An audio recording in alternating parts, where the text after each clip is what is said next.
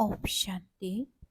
আজিৰ তাৰিখ 7 ডিচেম্বৰ 2024 বৰ্ষ। প্ৰাতঃ মুৰলী বাপদাদা মধুবন। আজিৰ পিতাৰ অমৃতবাণী হৈছে, মৰমৰ সন্তানসকল, সকলো নিৰ্ভৰ কৰে কৰ্মৰ ওপৰত। সদায় ধ্যান ৰাখিব লাগে যাতে মায়াৰ বশীভূত হৈ কোনো ওলোটা কৰ্ম নকৰা, যাৰ বাবে শাস্তি খাবলগীয়া হয়।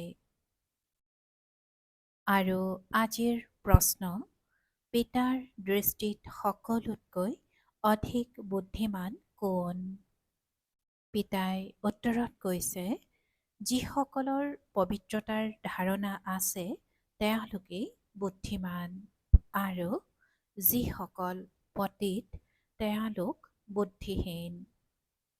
লক্ষ্মী নাৰায়ণক সকলোতকৈ অধিক বুদ্ধিমান বুলি কোৱা হ'ব। তোমালোক সন্তানসকল এতিয়া বুদ্ধিমান হৈ আছা।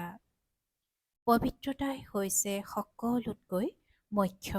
সেইবাবে পিতাই সাৱধান কৰি দিয়ে সন্তানসকল এই দুচকুৱে যাতে প্ৰবঞ্চনা নকৰে, ইয়াৰ পৰা সাৱধানে থাকিবা। এই পুৰণি সৃষ্টিক দেখিও নাচাবা। নতুন সৃষ্টি স্বৰ্গক স্মৃতিত ৰাখা। ওম শান্তি। অতিকৈ মৰমৰ সন্তানসকল, এয়াতো বুজিছা যে এই পুৰণি সৃষ্টিত আমি এতিয়া কিছুদিনৰ পথিক। জগতৰ মনুষ্যই ভাবে এতিয়াও আৰু 40,000 বছৰ ইয়াত থাকিব লাগিব। তোমালোক সন্তানসকলৰতো নিশ্চয়তা আছে নহয়, এই কথাবোৰ নাপাহৰিবা। ইয়াত বহি থাকিলেও তোমালোক সন্তানসকলৰ অন্তৰ গদগদ হোৱা উচিত। এই দুচকুৰে যি দেখিবলৈ পোৱা সেয়া সকলো এতিয়া বিনাশ হৈ যাব। আত্মাটো অবিনাশী। আমি আত্মাই 84 জন্ম লৈছোঁ, এতিয়া পিতা আহিছে ঘৰলৈ লৈ যাবলৈ। পুৰণি সৃষ্টি যেতিয়া পূৰা হয় তেতিয়া নতুন সৃষ্টি গঢ়িবলৈ পিতা আহে।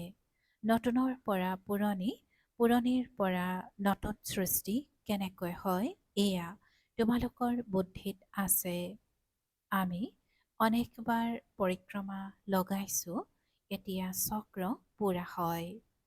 নতুন সৃষ্টিত আমি কম সংখ্যক দেৱতা থাকোঁ, মনুষ্য নাথাকিব। বাকী সকলো নিৰ্ভৰ কৰে কৰ্মৰ ওপৰত। মনুষ্যই ওলোটা কৰ্ম কৰিলে তেতিয়া সেই কৰ্মই নিশ্চয় অন্তৰ দগ্ধ কৰি থাকে। সেইবাবে পিতাই সোধে যে এইটো জন্মত কোনো এনেকুৱা পাপটো কৰা নাই। এয়া হ'ল পতিত শ্ৰী ৰাৱণ ৰাজ্য। এইখন অন্ধকাৰ জগত। এতিয়া পিতাই তোমালোক সন্তানসকলক উত্তৰাধিকাৰ দি আছে। এতিয়া তোমালোকে ভক্তি নকৰা, ভক্তিৰ অন্ধকাৰত ঠেকা খুন্দা খাই আহিছা। এতিয়া পিতাৰ হাত পাইছা। পিতাৰ সহায় অবিহনে তোমালোকে বিষয় বৈতৰণী নদীত শ্বাসৰুদ্ধ হৈ আছিলা। আধাকল্প হৈয়ে ভক্তি জ্ঞান পোৱা বাবে তোমালোক সত্যযুগী নতুন সৃষ্টিলৈ গুচি যোৱা। এতিয়া এয়াতো হৈছে পুৰুষোত্তম সংগম যুগ, যেতিয়া তোমালোক পতিত শ্ৰীৰ পৰা সুন্দৰ কাঁইটৰ পৰা ফুল হৈ আছা। এয়া কোনে কি কৰি তোলে? বেসদৰ পিতাই। লৌকিক পিতাক বেসদৰ পিতা বুলি নকয়। তোমালোকে ব্ৰহ্মা আৰু বিষ্ণুৰো বৃত্তিক জানি গৈছা, তেন্তে তোমালোকৰ কিমান শুদ্ধ নিচা থকা উচিত। মূল লোক, সূক্ষ্ম লোক, স্থূল লোক, এয়া সকলো সংগমতেই থাকে। এতিয়া পিতাই বহি তোমালোক সন্তানসকলক বুজাইছে যে পুৰণি আৰু নতুন সৃষ্টিৰ এয়া হৈছে সংগম যুগ। মনুষ্যই আহ্বানো জনায় যে পতিতক পাৱন কৰি তুলিবলৈ আহক। পিতাৰো এই সংগমত ভূমিকা চলে তেওঁ ৰচয়িতা, নিৰ্দেশক নহয় জানো?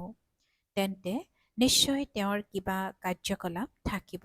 সকলোৱে জানে যে তেওঁক মনুষ্য বুলি কোৱা নহয়। তেওঁৰতো নিজৰ শৰীৰেই নাই। বাকী সকলোৱে মনুষ্য বা দেৱতা বুলি কোৱা হ'ব। পিতাই আজি কৈছে যে সকলোৱে জানে যে তেওঁক মনুষ্য বুলি কোৱা নহয়। তেওঁৰতো নিজৰ শৰীৰেই নাই। বাকী সকলোকে মনুষ্য বা দেৱতা বুলি কোৱা হ'ব। শিৱ বাবাক দেৱতা বুলিও নকয়, মনুষ্য বুলিও নকয়। এয়াতো অস্থায়ীভাৱে ঋণত লোৱা হৈছে। গৰ্ভৰ পৰা জানো জন্ম হৈছে। পিতাই নিজেই কয়, সন্তানসকল, শৰীৰ অবিহনে মই কেনেকৈ ৰাজযোগ শিকাম। মোৰ ক্ষেত্ৰত যদিও মনুষ্যই কৈ দিয়ে যে শিল পাথৰ সকলোতে পৰমাত্মা আছে, কিন্তু এতিয়া তোমালোক সন্তানসকলে বুজিছা যে মই কেনেকৈ আহোঁ। এতিয়া তোমালোকে ৰাজযোগ শিকি আছা। কোনো মনুষ্যইতো শিকাব নোৱাৰে। দেৱতাসকলেতো ৰাজযোগ শিকিব নোৱাৰে। ইয়াত এই পুৰুষোত্তম সংগম যুগত ৰাজযোগ শিকি দেৱতা হয়গৈ। এতিয়া তোমালোক সন্তানসকল অপাৰ আনন্দিত হোৱা উচিত। আমি এতিয়া ৮৪ চক্ৰ পূৰা কৰিলোঁ। পিতা কল্পই কল্পই আহে। পিতাই নিজেও কয়, এয়া বহুত জন্মৰ অন্তৰ জন্ম। শ্ৰীকৃষ্ণতো সত্যযুগৰ ৰাজকুমাৰ আছিল। তেওঁৱে পুনৰ ৮৪ চক্ৰ পৰিক্ৰমা লগায়। শিৱ বাবাতো ৮৪ চক্ৰত নাহে। শ্ৰীকৃষ্ণৰ আত্মাহে সুন্দৰৰ পৰা শ্যাম বৰণীয়া হয়। এই কথাবোৰ কোনেও গম নাপায়। তোমালোকৰ ভিতৰতো ক্ৰমানুসৰিহে জানে মায়া বৰ কাঢ়া, কাকোৱে নেৰে। পিতাই আজি কৈছে যে তোমালোকৰ ভিতৰতো ক্ৰমানুসৰিহে জানে যে মায়া বহুত কাঢ়া, কাকোৱে নেৰে। পিতাই সকলো গম পায়। মায়া ঘৰিয়ালে একেবাৰে গিলি থয়। এয়া পিতাই ভালদৰে জানে। এনেকৈ নাভাবিবা যে পিতা অন্তৰ্যামী হয়। এনেকৈ নাভাবিবা যে পিতা অন্তৰ্যামী নহয়। পিতাই সকলোৰে কৰ্মকাণ্ডক জানে। খবৰটো আহে নহয়, মায়াই একদম কেঁচাতে পেটত সুমুৱাই থয়। এনেকুৱা বহুত কথা তোমালোক সন্তানসকলে গম নোপোৱা। পিতাইতো সকলো গম পায়। মনুষ্যই আকৌ ভাবি লয় পৰমাত্মা অন্তৰ্যামী। পিতাই কয়, মই অন্তৰ্যামী নহওঁ। প্ৰত্যেকৰে চলনৰ পৰা গমটো পোৱা যায় নহয়। চলন বহুত চিৰ হৈ যায়। সেইবাবে পিতাই বাৰে বাৰে সন্তানসকলক সাৱধান কৰি দিয়ে। মায়াৰ পৰা চম্ভালিব লাগে। আকৌ পিতাই যদিও বুজায় তথাপিও বুদ্ধিত ধাৰণ নহয়। কাম মহাশত্ৰু গমেই পোৱা নাযায় যে মই বিকাৰগ্ৰস্ত হৈছোঁ। এনেকুৱাও হয়। সেইবাবে পিতাই কয়, কিবা ভুল আদি হ'লে তেতিয়া স্পষ্টকৈ কৈ দিয়া, লুকুৱাই নাৰাখিবা। নহ'লে ১০০ গুণ পাপ হৈ যাব। অন্তৰ দহি থাকিব, বৃদ্ধি হৈ গৈ থাকিব। একেবাৰে অধপতিত হৈ যাবা। সন্তানসকলে পিতাৰ লগত একেবাৰে সততাৰে চলিব লাগে। নহ'লে বহুত লোকচান হৈ যাব। এয়া হ'ল ৰাৱণৰ সৃষ্টি। ৰাৱণৰ সৃষ্টিক আমি কিয় স্মৰণ নকৰোঁ? পিতাই আজি কৈছে যে সন্তানসকলে পিতাৰ লগত একেবাৰে সততাৰে চলিব লাগে। পিতাই আজি এইটো স্পষ্ট কৰি কৈছে যে সন্তানসকলে পিতাৰ লগত একেবাৰে সততাৰে চলিব লাগে। নহ'লে বহুত লোকচান হৈ যাব। এয়া হ'ল ৰাৱণৰ সৃষ্টি। ৰাৱণৰ সৃষ্টিক আমি কিয় স্মৰণ কৰোঁ? আমিতো নতুন সৃষ্টিলৈ যাব লাগে। পিতাই আজি কৈছে যে ৰাৱণৰ সৃষ্টিক আমি কেতিয়াও স্মৰণ কৰিব নালাগে। কিয়নো আমি নতুন সৃষ্টিলৈ যাব লাগে। পিতাকে নতুন ঘৰ আদি নিৰ্মাণ কৰিলে তেতিয়া সন্তানসকলে ভাবে আমাৰ কাৰণে নতুন ঘৰ নিৰ্মাণ হৈ আছে, আনন্দিত হৈ থাকে। এয়াতো বেহুদৰ কথা। আমাৰ বাবে নতুন সৃষ্টি স্বৰ্গ স্থাপনা হৈ আছে। এতিয়া আমি নতুন সৃষ্টিলৈ যাম। আকৌ যিমানেই পিতাক স্মৰণ কৰিবা সিমান ভুল হ'বা। আমি বিকাৰৰ বশীভূত হৈ কাঁইট হৈ গৈছোঁ। তোমালোক সন্তানসকলে জানা যিসকল নাহে তেওঁলোকতো মায়াৰ বশীভূত হৈ গৈছে। পিতাৰ ওচৰত নাই, বিশ্বাসঘাতক হৈ গৈছে, পুৰণা শত্ৰুৰ ওচৰলৈ গুচি গৈছে। এনেকৈ বহুতকে মায়াই গিলি থয়, কিমান নিঃশেষ হৈ যায়। বহুত ভাল ভাল সন্তান আছে যিসকলে কৈ যায়, মই এনেকুৱা কৰিম, এইটো কৰিম, মইতো যজ্ঞৰ কাৰণে প্ৰাণো দিবলৈ সাজু আছোঁ। আজি তেওঁলোক নাই। তোমালোকৰ যুদ্ধ হৈছে মায়াৰ লগত। সৃষ্টিত এয়া কোনেও নাজানে যে মায়াৰ লগত যুদ্ধ কেনেকৈ হয়। শাস্ত্ৰত আকৌ দেখুৱাইছে দেৱতা আৰু অসুৰৰ যুদ্ধ হ'ল, পাছত কৌৰৱ আৰু পাণ্ডৱৰ যুদ্ধ হ'ল। কাৰোবাক সোধা এই দুটা কথা শাস্ত্ৰত কেনেকৈ সম্ভৱ হ'ল। দেৱতাসকলটো অহিংস, তেওঁলোক হৈছে সত্যযুগৰ। তেওঁলোকে আকৌ কলিযুগত যুদ্ধ কৰিবলৈ আহিব জানো? কৌৰৱ আৰু পাণ্ডৱৰ অৰ্থও বুজি নাপায়। শাস্ত্ৰত যি লিখা আছে সেয়াই পঢ়ি শুনাম। বাবাইটো অৰ্থাৎ ব্ৰহ্মা বাবাই গোটেই গীতা পঢ়িছে। যেতিয়া এই জ্ঞান পালে তেতিয়া বিচাৰ চলিল যে গীতাত এয়া যুদ্ধ আদিৰ কথা কিয় লিখিছে। শ্ৰীকৃষ্ণটো গীতাৰ ভগৱান নহয়, এওঁৰ শৰীৰত পিতা বহি আছিল, সেয়েহে এওঁৰ দ্বাৰা এই গীতাও এৰুৱাই দিলে। এতিয়া পিতাৰ দ্বাৰা কিমান জ্ঞানৰ আলোক পাইছা, আত্মাহে আলোকিত হয়। সেইবাবে পিতাই কয়, নিজক আত্মা বুলি বুজা, বেইহঁতৰ পিতাক স্মৰণ কৰা।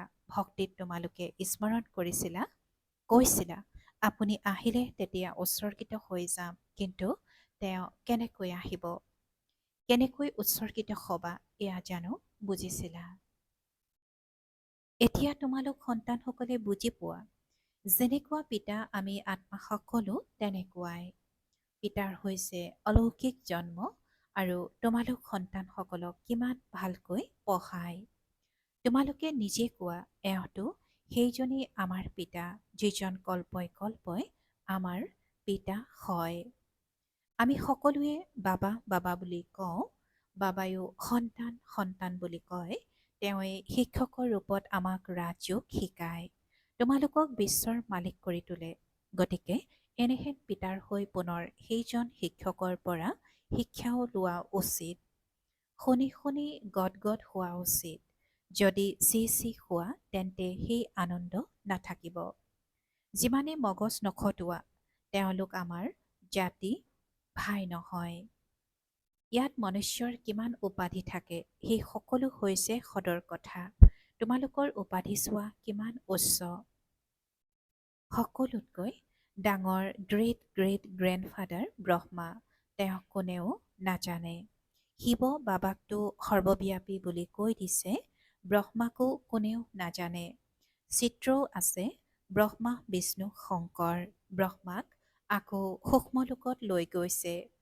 জন্ম পত্ৰিকা একোৱেই নাজানে, সূক্ষ্মলোকত আকৌ ব্ৰহ্মা ক'ৰ পৰা আহিল,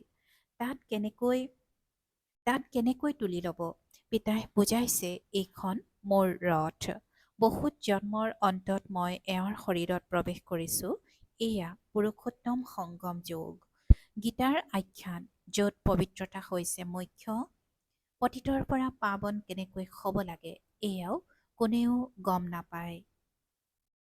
সাধু সন্ত আদিয়ে কেতিয়াও এনেকৈ নকয় যে দেহ সহিত দেহৰ সকলো সম্বন্ধ পাহৰি কেৱল মোক পিতাক স্মৰণ কৰা, তেতিয়া মায়াৰ পাপ কৰ্ম ভস্ম হৈ যাব। তেওঁলোকেতো পিতাক নাজানে। গীতাত পিতাই কৈছে, মই আহি এই সাধু আদিকো উদ্ধাৰ কৰোঁ। পিতাই বুজায়, আৰম্ভণিৰ পৰা এতিয়ালৈকে যিসকল আত্মাই ভূমিকা পালন কৰি আছে, সকলোৰে এইটো অন্তিম জন্ম। এওঁৰো অৰ্থাৎ ব্ৰহ্মাৰ এইটো অন্তিম জন্ম। এওঁৱে পুনৰ ব্ৰহ্মা হৈছে। সৰুকালত গাঁৱৰ ল'ৰা আছিল, এওঁ ৮৪ জন্ম পূৰা কৰিলে, আৰম্ভণিৰ পৰা শেষলৈ। এতিয়া তোমালোক সন্তানসকলৰ বুদ্ধিৰ তলা খুলিছে। এতিয়া তোমালোক বুদ্ধিমান, আগতে বুদ্ধিহীন আছিলা। এই লক্ষ্মী নাৰায়ণ বুদ্ধিমান হয়। পতিতক বুদ্ধিহীন বুলি কোৱা হয়। মুখ্য হৈছে পবিত্ৰতা। পিতাই আজি মুৰলীত বাৰে বাৰে পবিত্ৰতাৰ কথা কৈছে, যে পবিত্ৰতাই হৈছে মুখ্য। আৰু পতিতক বুদ্ধিহীন বুলি কোৱা হয়। লিখেও মায়াই মোক বাগৰাই অৰ্থাৎ বগৰাই দিলে। চকু অৰ্থাৎ দৃষ্টি আখৰিক হৈ গ'ল। পিতাইটো বাৰে বাৰে সাৱধান কৰাই থাকে, সন্তানসকল কেতিয়াও মায়াৰ হাতত পৰাজিত নহবা। এতিয়া ঘৰলৈ যাব লাগে।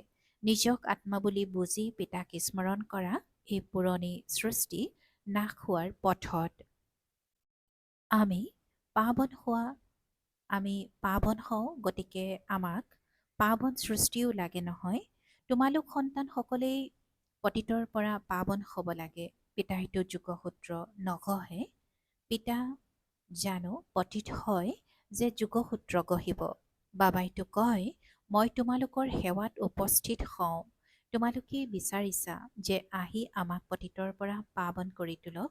তোমালোকে আহ্বান জনোৱা বাবে মই আহিছোঁ। পিতাই কৈছে যে তোমালোক সন্তানসকলে আহ্বান জনোৱাৰ বাবেই পিতা আহিছে। তোমালোকক বহুত সহজ ৰাস্তা দেখুৱাওঁ, কেৱল মনমনাভ হ'ব। ভগৱানো বাছ হয় নহয়। কেৱল শ্ৰীকৃষ্ণৰ নাম দিয়া বাবে পিতাক সকলোৱে পাহৰি গ'ল। পিতা হ'ল প্ৰথম, শ্ৰীকৃষ্ণ দ্বিতীয়। তেওঁ পিতা, পৰমধামৰ মালিক। তেওঁ শ্ৰীকৃষ্ণ, বৈকুণ্ঠৰ মালিক। সূক্ষ্মলোকতো একো নহয়। সকলোতকৈ প্ৰথম নম্বৰ হৈছে শ্ৰীকৃষ্ণ, যাক সকলোৱে মৰম কৰে। বাকীটো সকলো পিছে পিছে আহে। স্বৰ্গলৈতো সকলো যাবও নোৱাৰে। গতিকে তোমালোক মৰমৰ সন্তানসকলৰ গভীৰ আনন্দ থকা উচিত। বহুত সন্তান বাবাৰ ওচৰলৈ আহে, যিসকল কেতিয়াও পবিত্ৰ হৈ নাথাকে।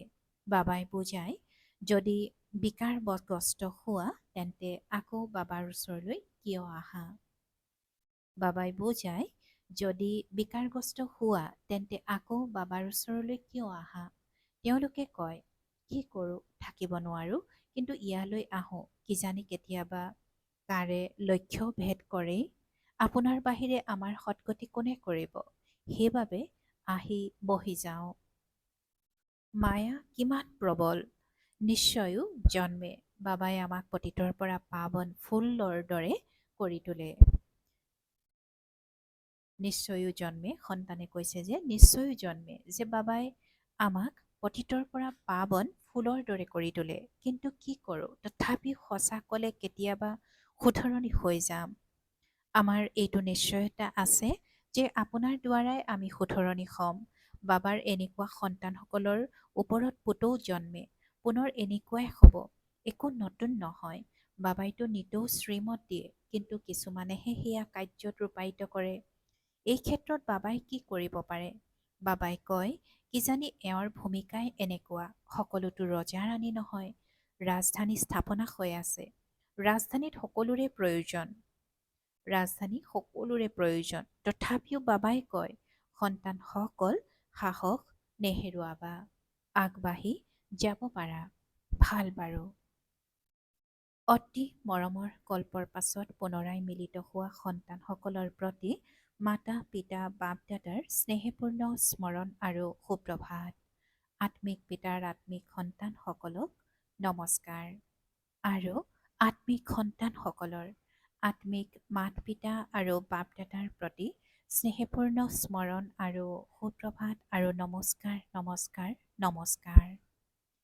আৰু আজিৰ ধাৰণাৰ বাবে মুখ্য সাৰ প্ৰথমতে, পিতাৰ সৈতে সদায় সততাৰে চলিব লাগে। এতিয়া কিবা ভুল হৈ গ'লে সেয়া লুকুৱাব নালাগে। সাৱধান হ'ব লাগে যাতে চকু অৰ্থাৎ দৃষ্টি কেতিয়াও আখৰিক নহয়। দ্বিতীয়তে, সদায় শুদ্ধ নিচা থাকিব লাগে যে বেইসদৰ পিতাই মোক পতিত চিচিৰ পৰা সুন্দৰ কাঁইটৰ পৰা ফুল কৰি আছে। এতিয়া মই বাবাৰ হাত পাইছোঁ, যাৰ সহায়ত মই বিষয় বৈতৰণী নদী পাৰ হৈ যাম। আৰু আজিৰ পিতাৰ বৰদান, শক্তিশালী ব্ৰেকৰ দ্বাৰা ছেকেণ্ডত নেতিবাচক ইতিবাচকলৈ পৰিৱৰ্তন কৰোঁতা স্ব-পৰিৱৰ্তক হোৱা। শক্তিশালী ব্ৰেকৰ দ্বাৰা ছেকেণ্ডত নেতিবাচকক ইতিবাচকলৈ পৰিৱৰ্তন কৰোঁতা স্ব-পৰিৱৰ্তক হোৱা। আৰু আজিৰ বৰদানৰ ব্যাখ্যা। যেতিয়া নেতিবাচক অথবা ব্যৰ্থ সংকল্প চলে, তেতিয়া তাৰ গতি বহুত তীব্ৰ হয়। তীব্ৰ গতিৰ সময়ত শক্তিশালী ব্ৰেক লগাই পৰিৱৰ্তন কৰাৰ অভ্যাস লাগে। এনেও যেতিয়া পাহাৰত আৰোহণ কৰে, তেতিয়া প্ৰথমে ব্ৰেক পৰীক্ষা কৰে। তোমালোকে নিজৰ উচ্চ স্থিতি গঢ়িবলৈ সংকল্পত ছেকেণ্ডত ব্ৰেক লগোৱাৰ অভ্যাস বঢ়োৱা।